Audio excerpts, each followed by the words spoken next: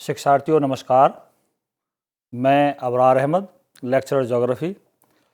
आज आपके सामने कक्षा 12 की जो पाठ्य पुस्तक भारत लोक और अर्थव्यवस्था उसके अध्याय 7 खनिज और ऊर्जा संसाधन, इस पर मैं चर्चा करूंगा।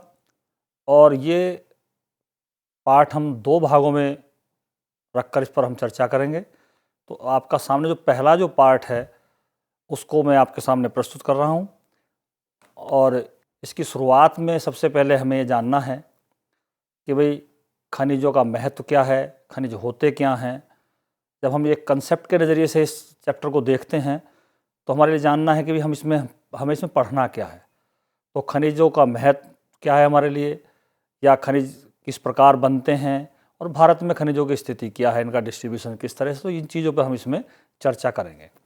सबसे पहले जहाँ तक खनिजों के महत्व की बात आती है, खनिज हमारे जीवन का आधार होते हैं और लगभग हर चीज़ जो हम इस्तेमाल करते हैं, हमारे आसपास जो चीज़ें पाई जाती हैं वो सभी खनिजों से बनी हुई हैं।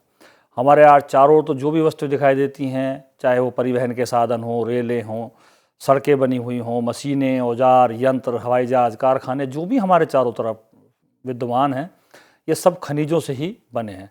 यहाँ तक कि हम जो भोजन करते हैं उसमें भी हम विभिन्न प्रकार के खनिजों को प्राप्त करते हैं जो हमारे शरीर के लिए या हमारे जीवन के लिए अत्यंत आवश्यक होते हैं। हमारे जितने भी सांस्कृतिक कार्यक्रम होते हैं, त्यौहार होते हैं, धार्मिक अनुष्ठान होते हैं, उनमें भी हम बहुत सारे खनिजों का प्रयोग करते हैं। तो खनिजों के बिना हम अपने जीवन की कल्पना नहीं कर सकते और ये हमारे जीवन को चलाने के लिए अति आवश्यक होते हैं और किसी देश के विकास में भी इनका बहुत बड़ा योगदान रहा है। शिक्षार्थियों, जब खनिजों के अर्थ की बात आती है तो भूवैज्ञानिकों के अनुसार खनिज प्राकृतिक तौर पर प्राप्त होने वाला एक ऐसा पदार्थ है जिनकी एक निश्चित आंतरिक संरचना होती है, जो एक समरूप तत्व के बने हुए होते हैं। अर्थात हम कह सकते हैं कि खनिज निश्चित रासायनिक एवं भौतिक गुणधर्मों के साथ कार्बनिक या अकार्बनिक उत्पत्ति का एक प्राकृतिक पदार्थ होता है। खनिजों को हम खनन के द्वारा प्राप्त करते हैं क्योंकि ये हमारे आर्थिक रूप से बहुत मूल्यवान होते हैं और ये हमें अयस्क के रूप में मिलते हैं। जब हम इन्हें धरातल से प्राप्त करते हैं तो ये हमें अयस्क के रूप में मिलते हैं। इनमें बहुत सारी अशुद्धियाँ इसमें मिली हुई होती हैं और इनको फिर हमें अपने उपयोग के अनुसार इनको बनाना पड़ता है। रासायनिक और भौतिक गुणधर्मों के आधार पर जब हम बात करते हैं तो ये खनिज कई प्रकार के होते हैं। और चलिए हम आगे बात कर लेते हैं कि खनिजों के प्रकार क्या हैं। जब खनिजों के वर्गीकरण की बात आती है तो मुख्यतः खनिजों को दो भागों में बांट लेते हैं, धात्विक खनिज और अधात्विक खनिज। धात्विक खनिज उन खनिजों को कहा जाता है जिसमें धातु का अंश होता है, जैसे लोहा, मैग्नीज, तांबा, बक्साइड आदि। ऐसी अधात्विक खनिज उन खनिजों को कहा जाता है जो जिनमें धातु का अंश नहीं होता और ये अन्य प्रकार के होते हैं, जैसे ईंधन खनिज हैं, कोयला, पेट्रोल, प्राकृतिक गैस है, और भी खनिज हैं, अभ्रक है, चूना पत्थर है, ग्रेफाइट हैं। तो ये अधात्विक खनिजों के उदाहरण हैं। जब हम धात्विक खनिजों की बात करते हैं तो इनको भी हम दो भागों में बांट लेते हैं, लोह खनिज और अलोह खनिज। तो लोह खनिज में उन धात्विक खनिजों को रखा जाता है जिनमें लोहांश की मात्रा ज़्यादा होती है, लोहे की मात्रा ज़्यादा होती है। इसमें लोहा, मैग्नीज, कोबाल्ट इस श्रेणी के अंतर्गत आते हैं। ऐसे ही अलोह खनिज जिनमें लोहे धातु की या लोह धातु की धातु नहीं पाई जाती, दूसरी धातुओं से के ये बने हुए होते हैं, जैसे तांबा है, बॉक्साइड है, सोना है। तो ये इस तरह के खनिज इसमें आते हैं। तो ये आपके स्क्रीन पर इसके उदाहरण हैं, आप इनको पहचान सकते हैं, जो अयस्क रूप में जो आपको दिखाई दे रहे हैं, ये अधात्विक खनिज और धात्विक खनिज। तो इस तरह से हमें पृथ्वी से जब ये इनको हम निकालते हैं तो इस रूप में हमें मिलते हैं और इन सभी को हम धात्विक और अधात्विक खनिजों को इनके माध्यम से हम इसको पहचान सकते हैं। लोह, अयस्क, तांबा एवं सोना आदि धातु प्राप्त होने की वजह से इनको धात्विक खनिजों की श्रेणी में रखा जाता है। इसी तरह से धात्विक खनिजों में उनकी उपस्थिति की, लोहे तत्व की उपस्थिति के आधार पर इनको भी हम दो भागों में बांट लिया हमने, अलोह खनिज और लोह खनिज।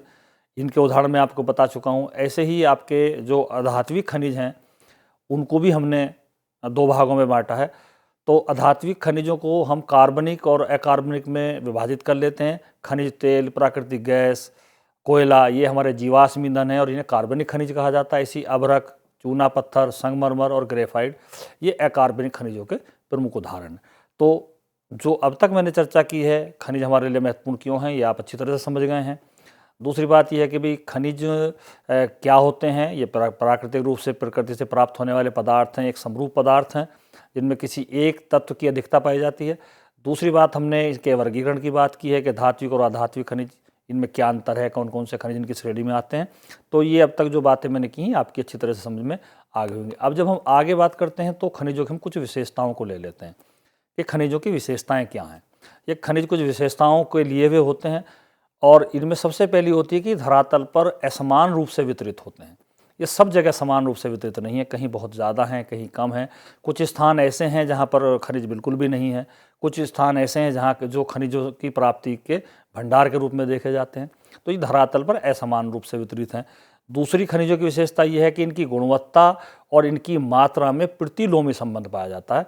अर्थात हम कह सकते हैं कि अच्छी गुणवत्ता के खनिज कम और ख़राब गुणवत्ता वाले या कम गुणवत्ता वाले जो खनिज हैं उनकी जो मात्रा होती है वो ज़्यादा पाई जाती है। ये इनमें संबंध पाया जाता है, एक विलोम संबंध हम इसको कह सकते हैं, इसकी गुणवत्ता में और इनकी मात्रा में। तीसरी जो विशेषता है वो ये समय के साथ समाप्त हो जाते हैं।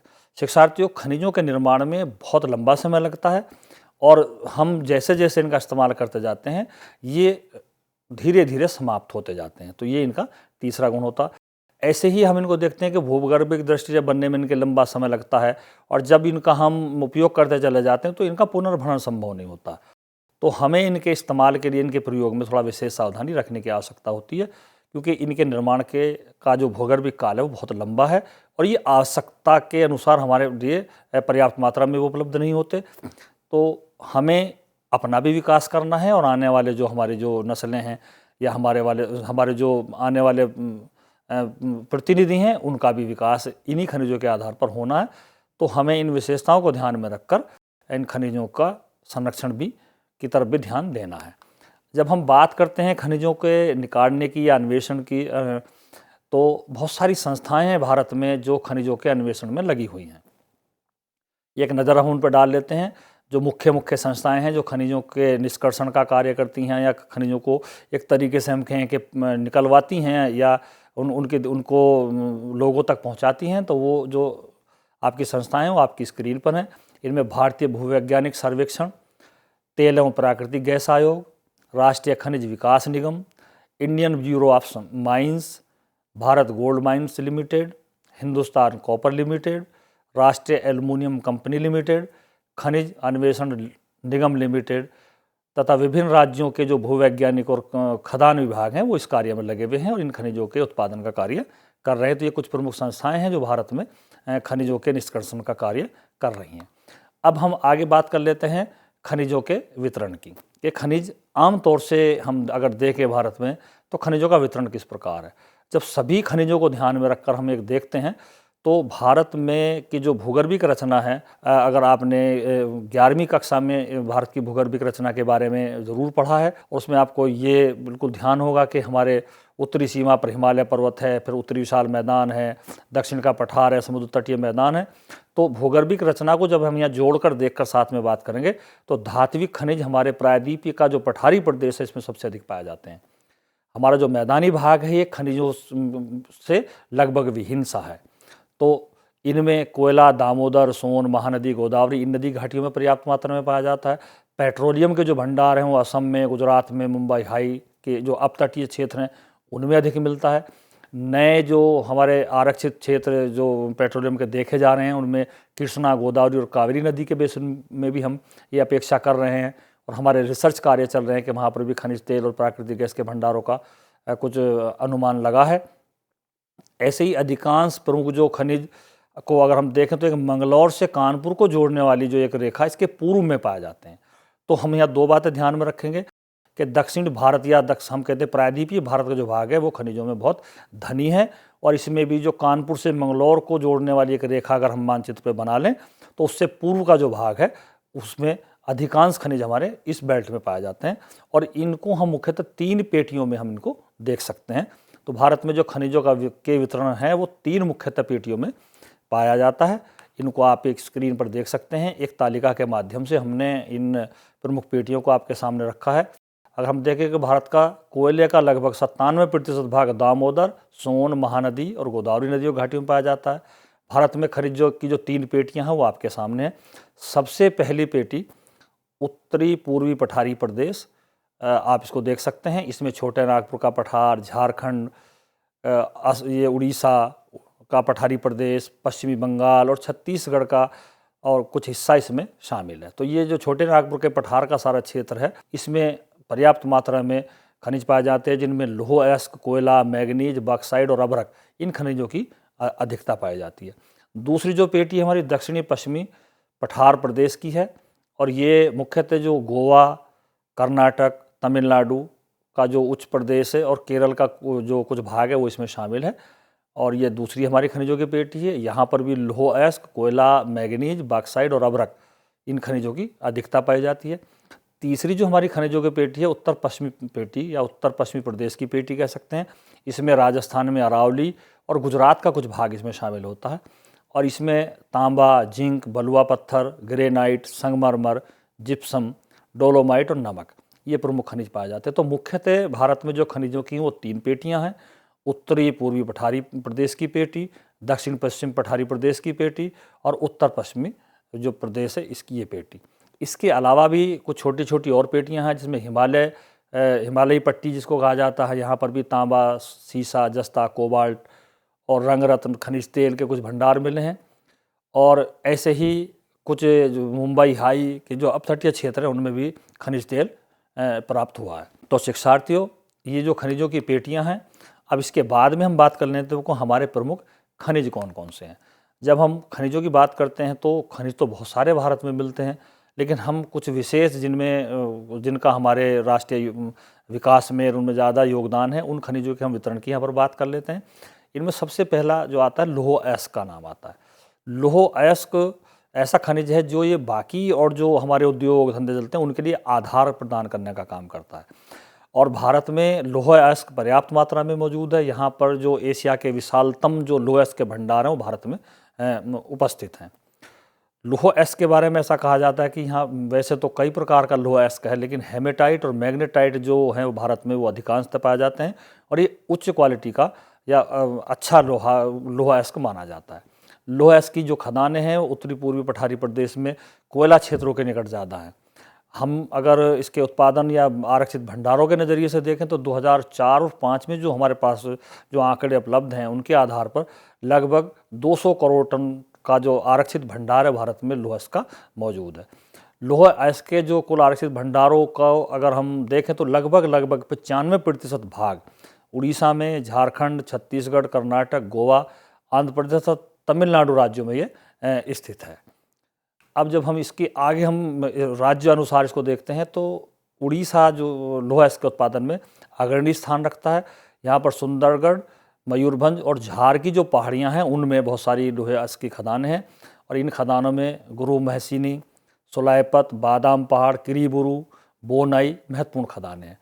दूसरा जो स्टेट है वो झारखंड है। झारखंड में नोवामुंडी, गुआ महत्वपूर्ण खनिज की खदानें हैं जो पूर्वी और पश्चिमी सिंहभूम जिले में स्थित हैं। और यह पेटी और आगे दुर्ग, दांतेवाड़ा और बैलाडेला तक विस्तृत है। बैलाडेला एशिया में जानी मानी लौह अयस्क की खदान है। तो इसी तरह से जब हम कर्नाटक की बात करते हैं तो कर्नाटक में बेलारी ज़िले में संदूर, हॉसपेट, चिकमंगलूर ज़िले में बाबा बुदन की पहाड़ियों में कुंद्रेमुख और शिमोगा, चित्रदुर्ग, तुकमुर, ये कुछ ऐसी जगहें हैं जहाँ पर लौह अयस्क की खदानें पाई जाती हैं। महाराष्ट्र में चंद्रपुर, भंडारा और रत्नगिरी प्रमुख लौह अयस्क की खदानें हैं। ऐसी तेलंगाना में करीमनगर और वारंगल में लौह अयस्क निकाला जाता है। इसको हम अगर एक डायग्राम के जरिए भी इसको समझ सकते हैं। ये 2016 और 17 के आंकड़ों के आधार पर प्रत्येक राज्य का लौह अयस्क के उत्पादन में क्या योगदान है उसको दर्शा रहा। 52% लौह अयस्क अकेले उड़ीसा से प्राप्त होती है, 16% छत्तीसगढ़ से प्राप्त हो जाती है, 14% में कर्नाटक का योगदान है, 11% में झारखंड का है और बाकी 7% अन्य राज्य पाए जाते हैं। तो ये भारत में लौह अयस्क का वितरण किस प्रकार है, कहाँ कहाँ पर है, उसकी चर्चा मैंने आपसे की है। इनको एक मानचित्र के माध्यम से भी हम इनको देख सकते हैं कि कौन कौन से क्षेत्र हैं जहाँ पर आप जो है लौह अयस्क की खदानें पाई जाती हैं, क्योंकि वितरण को अगर हम मानचित्र के माध्यम से समझते हैं तो इसमें समझने में बहुत आसानी होती है और इसको हम ये मानचित्र के माध्यम से इसको देख सकते हैं। आगे जब दूसरे हम खनिज की बात करते हैं तो दूसरा खनिज है मैग्नीज। मैग्नीज बहुत महत्वपूर्ण खनिज है क्योंकि का जो उपयोग है वो लौह अयस्क में दोनों रूपों में होता है। इसको हम जब लौह अयस्क में मिला के मिश्र धातु के रूप में इसका निर्माण करते हैं और वास्तव में लोहे को इस्पात बनाने में इसका बड़ा योगदान होता है। इसके अलावा रंग रोगन, पेंट, बैटरियाँ और बहुत सारे जो उत्पाद मैग्नीज से बनाए जाते हैं, तो ये बहुत उपयोगी खनिज है। और मैग्नीज का जो उत्पादन है वो धारावाड़ की जो भूगर्भिक रचनाओं वाली चट्टान है उनमें अधिकतर होता है। इसके प्रमुख जो उत्पादक राज्य भारत में, उनमें उड़ीसा का सबसे पहला स्थान है। उड़ीसा में बोनाई, केंदुझर, सुंदरगढ़, गंगपुर, कोरापुट, कालाहांडी और बोलनगिर ये कुछ क्षेत्र हैं जहाँ पर मैग्नीज पर्याप्त मात्रा में पाया जाता है। कर्नाटक में जो मैग्नीज के क्षेत्र हैं वो धारावाड़, बेलारी, बेलगामी, उत्तरी कनारा, शिमोगा, चित्रदुर्ग और तुकमूर, चिकमंगलूर, ये हमारे कर्नाटक राज्य के जो प्रमुख मैग्नीज उत्पादक क्षेत्र हैं। महाराष्ट्र में नागपुर, भंडार और रत्नगिरी जिले में मैग्नीज निकाला जाता है। आंध्र प्रदेश में बालाघाट, छिंदवाड़ा, निमाड़, मांडला और झाबुआ जिले में मैग्नीज की खानें हैं। और अन्य राज्यों में तेलंगाना, गोवा और झारखंड में भी मैग्नीज प्राप्त किया जाता है। जब हम 16-17 के आंकड़ों के हिसाब से इसको देखते हैं तो ये चित्र आपके सामने, इसके माध्यम से आप प्रत्येक राज्य में जो इसका उत्पादन है उसको देख सकते हैं। आप उड़ीसा 25%, मध्य प्रदेश 27%, महाराष्ट्र 25%, कर्नाटक 11% और आंध्र प्रदेश 10%, अन्य 2%। तो ये आपके सामने हमने एक वृत्त आरेख के द्वारा इसको प्रदर्शित किया है। इसमें थोड़ी सी एक आपको एक वो कंट्रोवर्सी मिलेगी कि जब आप टैक्स की पाठ्य पुस्तक में पढ़ेंगे तो वहाँ पर उड़ीसा को सबसे पहला स्थान दिखाया गया, लेकिन अब जो 2016-17 का जो डाटा आ रहा है उसमें मध्य प्रदेश मैग्नीज के उत्पादन में सर्वप्रथम स्थान रखता है। तो इसको आप शुद्ध कर लेंगे और इसके बारे में और जानकारी आप आगे प्राप्त कर सकते हैं। आगे तीसरा जो हमारा जो आगे खनिज है वो अलोह खनिजों की जब हम बात करते हैं तो 2 खनिज हमने अब तक लोह से संबंधित खनिज थे उनको पढ़ा था, लोह अयस्क और मैग्नीज। अब अलोह खनिज में हम बॉक्साइट की बात करते हैं। तो बॉक्साइट जो खनिज है वो उससे एल्युमिनियम प्राप्त होता है और आप समझते हैं कि एल्युमिनियम से हमारे दैनिक जीवन की बहुत सारी वस्तुएं प्राप्त होती हैं। बिजली के तार बनाने में, इलेक्ट्रॉनिक्स उद्योग में, घरेलू बर्तन बनाने में इसका एल्युमिनियम का बहुत बड़ा इस्तेमाल किया जाता है। तो ये भी बहुत एक महत्वपूर्ण खनिज है और ये अलोह खनिज की श्रेणी में आता है। बॉक्साइट का जो उत्पादन है वो सबसे ज़्यादा उड़ीसा में होता है। उड़ीसा में कालाहांडी और संबलपुर जो ज़िले हैं ये उसके बॉक्साइट उत्पादन के अग्रणी ज़िले हैं। बॉक्साइट एक ऐसा अयस्क है जिसके उत्पादन के लिए बहुत अधिक मात्रा में विद्युत की आवश्यकता होती है, क्योंकि विद्युत की भट्टियों में इसका निष्कर्षण के द्वारा इसको प्राप्त किया जाता है और लेटराइट की जो चट्टानें उससे इसका संबंध होता है। तो टर्सरी युग की जो लेटराइट चट्टानें उनमें बॉक्साइट अधिक मात्रा में पाया जाता है। भारत में विशेषतः उड़ीसा और अभी मैंने आपको बताया कि कालाहांडी और संबलपुर ज़िले जो इसके अग्रणी उत्पादक ज़िले हैं। ऐसी झारखंड में लोहारडागा, गुजरात में भावनगर और जामनगर, छत्तीसगढ़ में अमरकंटक के पठार, मध्य प्रदेश में कटनी, जबलपुर, बालाघाट और महाराष्ट्र में कोलाबा, रत्नगिरी, सतारा तथा कोल्हापुर ये प्रमुख क्षेत्र हैं जहाँ पर बॉक्साइट का उत्पादन किया जाता है। ये एक वही वृत्त आरेख के द्वारा आप इसके प्रमुख अग्रणी राज्यों को देख सकते हैं और समझ सकते हैं। उड़ीसा 49% के करीब बॉक्साइट उत्पादन करता है, गुजरात में 24%, झारखंड में 9%, छत्तीसगढ़ में 8% और महाराष्ट्र में 8%, अन्य 2%। तो ये हम एक नज़र में भारत के जो प्रमुख बॉक्साइट उत्पादक राज्य हैं उनको आसानी से देख सकते हैं। ये मानचित्र है जिसमें हम बॉक्साइट के उत्पादन क्षेत्रों को लोकेट कर सकते हैं, पहचान सकते हैं। इसके लिए भी हमें जानना जरूरत है कि इनके जो भारत में स्थिति है वो मानचित्र पर कहाँ कहाँ है। तो इस चित्र के माध्यम से आप ये मानचित्र को देखकर जो प्रमुख बॉक्साइट उत्पादक क्षेत्र हैं उनको आप जान सकते हैं और पहचान सकते हैं। अगला जो हमारा खनिज है वो तांबा है। तो तांबे का जो उपयोग है वो विद्युत उद्योग में बहुत अधिक होता है। इसके अलावा आजकल इंजीनियरिंग उद्योग में भी तांबे का बहुत अधिक इस्तेमाल होने लगा और बिजली के मोटरों में ट्रांसफार्मर बनाने, जनरेटर बनाने में इसका अधिक इस्तेमाल होता है। इसको आभूषण को मजबूती प्रदान करने में, जो आभूषण भारत में पहने जाते हैं, क्योंकि आभूषणों का बड़ा शौक भारत में, तो सोने के साथ मिलाकर भी इसमें आभूषणों के बनाने में भी इसका इस्तेमाल होता है। जब इसके वितरण की बात करते हैं तो सिंहभूमि जिला झारखंड का प्रमुख तांबा उत्पादक क्षेत्र, मध्य प्रदेश में बालाघाट, राजस्थान में झुंझुनू और अलवर और आंध्र प्रदेश व कर्नाटक में भी कुछ क्षेत्र ऐसे हैं जहाँ पर तांबा पाया जाता है। तांबे का जो उत्पादन है, इसके विषय में अब एक बात ये कही जा रही है कि इसकी खदानें बहुत गहरी हो गई हैं और इनको निकालने में अब ज़्यादा कठिनाई का सामना करना पड़ रहा है। तो अब हम अधात्विक खनिजों की जो बात करते हैं, तो लोह खनिज और अलोह खनिज, दो श्रेणी के खनिजों की हमने बात कर ली। अब हम आगे बात कर रहे हैं अधात्विक खनिजों की। तो जो हमने खनिजों का वर्गीकरण किया था उसको ध्यान में रख के आप देख सकते हैं कि हमने अब तक जो धात्विक खनिजों में 2 खनिज पढ़े हैं, जिसमें 2 लोह खनिज और 2 हमने अलोह खनिज पढ़े हैं। ऐसे ही अधात्विक खनिजों की हम बात कर रहे हैं, तो अधात्विक खनिजों में हम सबसे पहले जो बात कर लेते हैं वो अभ्रक की कर लेते हैं। तो अभ्रक का जो उपयोग है, ये विद्युत और इलेक्ट्रॉनिक्स के सामान के बनाने में बहुत अधिक होता है और भारत विश्व का सबसे अधिक अभ्रक उत्पादक देश है। ये परतों के रूप में पाया जाता है भारत में, और जब हम इसके वितरण की बात करते हैं तो आंध्र प्रदेश में नेल्लोर जिले में सर्वोत्तम प्रकार का अभ्रक उत्पादन किया जाता है। झारखंड में हजारीबाग में अभ्रक की एक पूरी बेल्ट है। हजारीबाग के पठार पर ये पर्याप्त मात्रा में पाया जाता है और यहाँ पर इसके अलावा तेलंगाना में, राजस्थान में, तमिलनाडु में और वेस्ट बंगाल में भी अभ्रक के प्रमुख उत्पादक क्षेत्र हैं। तो छात्रों, ये जो हमारे अब तक का जो था, ये इसका पहला पार्ट है खनिजों का, जिसमें मैं एक बार इसका रिवीजन सा कर लेता हूँ कि अब तक मैंने क्या कराया है इसमें। इससे आगे का जो पार्ट हम इसके दूसरे भाग में हम करेंगे। तो अब तक हमने सब जो इस अध्याय में बात की थी, वो सबसे पहले हमने बात की थी कि खनिजों का महत्व क्या है, खनिज हमारे लिए महत्वपूर्ण क्यों हैं। दूसरी हमने बात की थी कि खनिज होते क्या हैं। तीसरी हमने मुख्यतः इसमें बात की थी कि खनिजों की विशेषताएं क्या हैं। फिर हमने खनिजों के जो वितरण की जो पेटियां हैं भारत में, जो प्रमुख क्षेत्र हैं, उन पर हमने विस्तार से चर्चा की। और भारत के जो खनिजों का वर्गीकरण है, हमने उस पर भी हमने चर्चा की है। और जब खनिजों के वितरण में हम आगे चले हैं, तो इसमें हमने जो धात्विक खनिज हैं उनको पढ़ा और अधात्विक खनिजों को पढ़ा, और अलोह खनिज में हमने जो अभ्रक की बात की है। तो ये अब तक हमने इस पर चर्चा की है। अगले भाग में हम इसके बाकी जो पार्ट है उसकी हम उसमें चर्चा करेंगे। इसी के साथ धन्यवाद।